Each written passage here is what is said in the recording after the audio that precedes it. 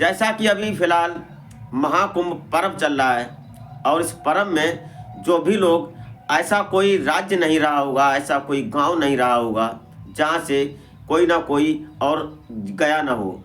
हर एक तीसरा व्यक्ति इस महाकुंभ में स्नान करने के लिए अवश्य पहुंचा और उसने संगम में डुबकी लगाना जरूरी समझा, क्योंकि ये समय एक ऐसा था कि लोगों के दिमाग में और दिल में ऐसा चल रहा था कि आज को जी लिया जाए और आज के बाद पता नहीं अगला महाकुंभ किसको नसीब हो और किसको नहीं हो। ऐसा विचार था हर किसी का।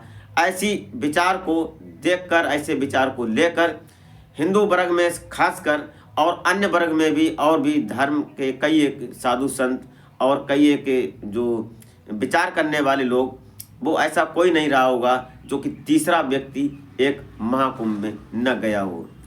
आज की कहानी में भी सेम कुछ इसी से रिलेटेड कुछ कहानी है, जो कि लगभग अब से सरकारी आंकड़ों के हिसाब से 50 करोड़ लोग डुबकी लगा चुके हैं। और जहां 50 करोड़ लोग जा चुके हों, वहां पर कम से कम अगर 1 लाख कहानियां ना बने तो फिर महाकुंभ की बात ही क्या।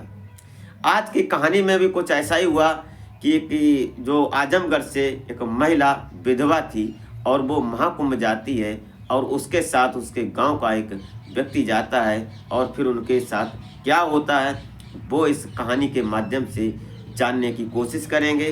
तो आप इस कहानी में अंत तक जरूर बने रहिएगा।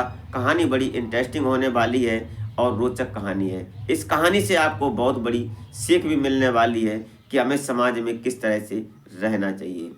तो वीडियो में आगे बढ़ने से पहले आपसे बस वही छोटी सी रिक्वेस्ट कि अभी तक अगर आपने हमारे चैनल को सब्सक्राइब नहीं किया है तो सब्सक्राइब कर लें, एक लाइक करके एक छोटा सा कमेंट अवश्य कर दिया करें ताकि मेरा हौसला बढ़ता रहे और मैं आपको एक से एक सटीक जानकारी और इंटरेस्टिंग कहानियाँ सुनाता रहूँ। अभी हमारा चैनल छोटा है और हमें आपके प्यार और सपोर्ट की सख्त ज़रूरत है। मैं उस बात के लिए आपको आभार व्यक्त करता हूँ। तो नमस्कार, आदाब, सत श्री अकाल। मैं अजय कोहली। आज की जो सच्ची कहानी मैं आपको सुनाने जा रहा हूँ, ये कहानी शुरू होती है प्रयागराज महाकुंभ से। और ये प्रयागराज महाकुंभ 6 फरवरी को एक जोड़ा आता है, जो कि जोड़ा असल में था ही नहीं। दरअसल आजमगढ़ के रहने वाले एक महिला उस गांव के, जो कि छोटे वर्ग की महिला थी, और गांव से सभी लोग जा रहे थे महाकुंभ स्नान करने। और जो लोग स्नान करके आए थे वो जब गांव में महाकुंभ की प्रशंसा करते हैं, महाकुंभ की चर्चा करते हैं, वहाँ के जो दर्शन थे और वहाँ की भीड़ का जब वो नमूना बताते हैं तो लोगों के अंदर उत्साह पैदा हो जाता है और सोचने लगते हैं कि काश मैं भी पहुँचता। जिसके पास पैसे नहीं थे वहाँ जाने के लिए, किराए के लिए, वहाँ रहने के लिए, वहाँ खाने के लिए, कुछ लोगों ने तो ऐसा किया कि उन्होंने इधर से उधर करके पैसे लिए और पैसा लेने के बाद वो महाकुंभ स्नान करने जरूर गए। ऐसी एक महिला जिसकी उम्र लगभग 28 साल की थी, नाम रीना होता है, और वो स्नान करने के लिए तत्पर थी, तैयार थी, लेकिन मजबूरी उसकी ये थी कि वो विधवा थी। 2-4 साल पहले उसका पति किसी कारणवश उसकी मौत हो जाती है और वो विधवा हो जाती है। अभी जवान थी वो, लेकिन करे भी तो क्या करे। उसके सास ससुर जो थे वो बुजुर्ग थे और वो जाना नहीं चाहते थे क्योंकि पैसा नहीं था उनके पास, इसलिए वो मजबूर थे। लेकिन बहू की इच्छा बहुत हो रही थी कि मैं महाकुंभ जाऊं और वहाँ स्नान करूं, संगम में डुबकी लगाऊं और जो हमारे पाप हैं, जो हमने कभी कुछ किया होगा, उसका प्रायश्चित करूं और वह गंगा मैया से विनती करूं कि हे गंगा मैया, हमसे जो गलती हुई हो उसको माफ़ करना। ऐसा विचार उस जो बहू होती है रीना, जो विधवा थी, उसका था। लेकिन उसका साथी कोई नहीं हो पा रहा था कि वो महाकुंभ जाए और स्नान करे।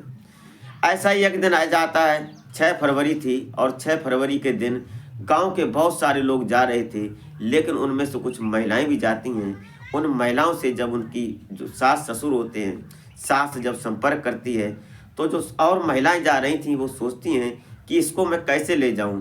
एक तो ये विधवा है और उसके साथ बड़ी नसीब से हमें महाकुंभ जाने का मौका मिला और हम जाएंगे और वो भी इस बदनसीब को अपने साथ लेकर जाएं, ऐसा विचार उनके दिमाग में चल रहा था। इसलिए वहाँ तो बोलती हैं कि मैं जाऊँगी तो बताऊँगी, लेकिन वहाँ से हटने के बाद वो महिलाएं तरीके तरीके की बातें करने लगती हैं कि मैं कैसे इसको लेकर जाऊँ। ऊपर से जवान है, ऊपर से विधवा है, कई एक नुक्स हैं। वहाँ जाएंगे, भीड़ है और भक्तों का रेलम रेला है, कहाँ गुम हो जाए, क्या हो जाए, इसके दिमाग में क्या हो, क्या हम जवाब देंगे। ये सब विचार लेकर कोई उसको साथ ले जाने के लिए तैयार नहीं होता है। तभी उसी गांव का रहने वाला ये मंगेश और ये सोचता है कि मैं जाऊंगा। और उसको जब ये मंगेश होता है, नाम सभी काल्पनिक हैं वीडियो में गाइडलाइंस के हिसाब से, जो मंगेश होता है, मंगेश उसके घर में आ जाया करता था और जो उसके सास ससुर थे उनको चाची बोलता था, उनकी ही कास्ट का था, इसलिए वो आता जाता था अक्सर। लेकिन उसकी नज़र कहीं ना कहीं रीना पर थी और रीना को वो देखता था, वो पसंद कर रहा था, लेकिन मौका नहीं मिल रहा था कि वो कैसे उससे बात करे, उससे कैसे मिले। ये सब उसके दिमाग में चल रहा था। लेकिन एक दिन जब वो आता है 5 तारीख में, उसने बोला कि चाची मुझे आशीर्वाद दो और मैं कुंभ स्नान करने जा रहा हूँ, सभी लोग जा रहे हैं तो हमें भी नसीब हुआ है और मैं जाऊँगा। ये बात सुनकर जो चाची होती है, जो रीना की माँ थी, सासू माँ थी, वो उसको आशीर्वाद देती हैं और वो पूछने लगती हैं कि तुम्हारे साथ और कौन जा रहा है। तो वो हंसकर बोलता है कि बहुत सारे लोग जा रहे हैं गांव के, उनके ही साथ मैं जा रहा हूँ। तो चाची पूछती हैं कि महिलाएं भी जा रही हैं क्या और कोई? तो बोलता है बहुत सारी महिलाएं हैं, सभी के साथ जाएंगे, बहुत अच्छा लगेगा। वहाँ देखने के लायक भीड़ है, वहाँ लाखों करोड़ों की भीड़ है। आज के जैसी भीड़ और इस महाकुंभ के जैसी भीड़ पहले कभी नहीं हुई और ये नसीब की बात है जो मुझे जाने का अवसर मिल रहा है। अब जो रीना थी वो घर के अंदर सुन रही थी उसकी बातों को, और उसका दिल जो था वो कई जोरों से धड़क रहा था। वो सोच रही थी कि शायद मैं इसी के साथ चली जाती और मैं स्नान करके आ जाती। अब ये बात चल रही थी, तभी रीना की सास बोलती है उस मंगेश से कि क्या करोगे तुम, अगर महिलाएं जा रही हैं तो हमारी बहू भी जाना चाहती है, उसको ले जाओगे? तो बोलता है क्यों नहीं, हम तो तैयार हैं भाभी को साथ ले जाने के लिए, आप तैयार कर दो और कल की हमारी तैयारी है और कल हम जाएंगे सभी लोग। ऐसी बात जब हो जाती है तो कहीं ना कहीं रीना बहुत खुश हो जाती है, उसका दिल जोरों से धड़कने लगता है कि मेरे दिल की कामना जो थी, तमन्ना थी, वो पूरी हो जाएगी। वो तैयारी में लग जाती है। तारीख 6 आ जाती है फरवरी की, और वो मंगेश आता है सुबह की भाभी को तैयार किया चाची? तो उसने कहा कि हाँ तैयार हो रही है। रीना से बात होती है, रीना बोलती है हाँ मैं तैयार हूँ। अब जो दोनों तैयार हो जाते हैं, निकलते हैं फटाफट। जब घर से निकलते हैं तो जब बस स्टैंड पर पहुँचते हैं तो रीना पूछती है कि गांव के लोग थे वो कहाँ हैं?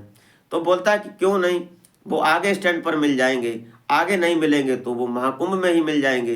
बहरहाल सभी लोग वहाँ गए हैं और अब हम तुम्हारे लिए लेट हो गए, इसलिए वो कब तक इंतज़ार करते, वो निकल गए होंगे शायद। वो फ़ोन ऐसे ही कान पर लगा लेता है और बोलता है कि मैं अभी बात करके पूछता हूँ कि कहाँ पर है वो। और किसी से बात नहीं करता, लेकिन वो ऐसे ही बात करता है और रीना समझती कि हाँ ये बात कर रहा है।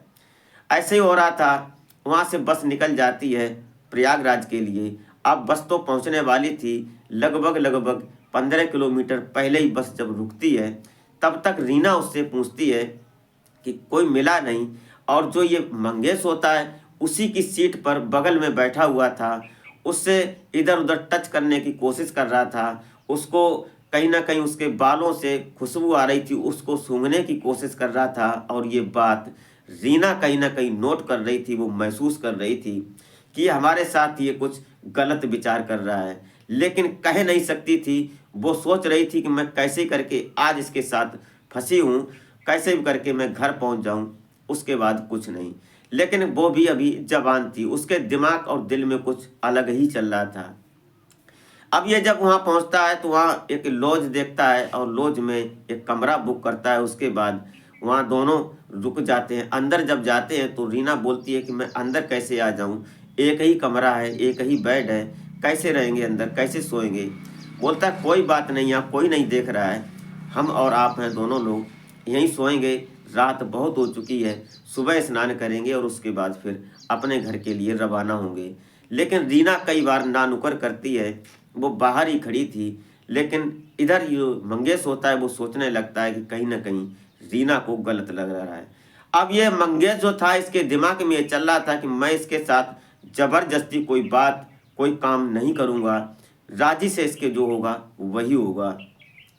अब जब मंगेश चुप रह जाता है, वो अपने अंदर चला जाता है कमरे में, बैठकर सोचने लगता है कि मैं क्या करूं क्या ना करूं, मेरा प्लान सारा फेल होता दिख रहा है। तभी रीना ये सोचने लगती है कि कहीं ना कहीं मंगेश नाराज हो गया है और इसके सिवा अब यहाँ हमारे साथ कोई है नहीं। मैं अगर यहाँ फंस गई, भीड़ में कहीं गुम हो गई, तो मैं घर कैसे पहुँचूंगी। उसके अंदर भी कई एक विचार और सवाल चलने लगते हैं। वो अंदर जाती है और बोलती है कि क्या नाराज हो गए। बस इतना सुनना ही था मंगेश का। और मंगेश बोलता है कि नहीं, नाराज नहीं हुआ हूँ, मैं कुछ अलग विचार से तुमसे कह रहा था, लेकिन तुम पता नहीं क्या सोच रही हो।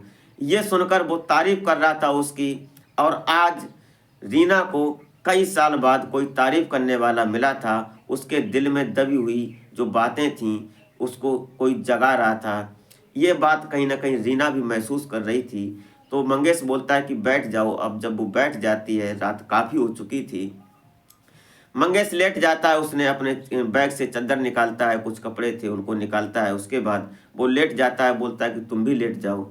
अब वो लेट तो जाती है, लेकिन उसका दिल जोरों से धड़क रहा था कि आज एक ऐसे गैर मर्द के साथ वो 6 साल के बाद लेटी थी, और क्या उसके साथ होने वाला था वो महसूस कर रही थी, लेकिन कह नहीं पा रही थी। धीरे से धीरे जब मंगेश उससे बात करने की कोशिश करता है, तो रीना कहीं ना कहीं छिड़क देती है, उससे बोलती है कि तुम गलत सोच रहे हो, ऐसा कुछ नहीं। मंगेश थोड़ा नाराज सा होकर उधर करवट लेकर लेट जाता है। अब कहीं ना कहीं रीना को ऐसा लगने लगता है कि मंगेश नाराज हो गया है फिर। तो मंगेश को वो हाथ रखकर बोलती, क्या बात हुई, गुस्सा हो गए हो? इतना सुनते ही मंगेश उसको कॉली भर लेता है, उसको लिपट जाता है। उसके बाद फिर वो हो जाता है जो एक पति पत्नी के बीच होता है। दोनों ये सब करने के बाद आज उन्होंने कई बार अपने दिल की तमन्नाओं को पूरा किया। पूरी रात सब यही चला, दोनों में से कोई सोया नहीं।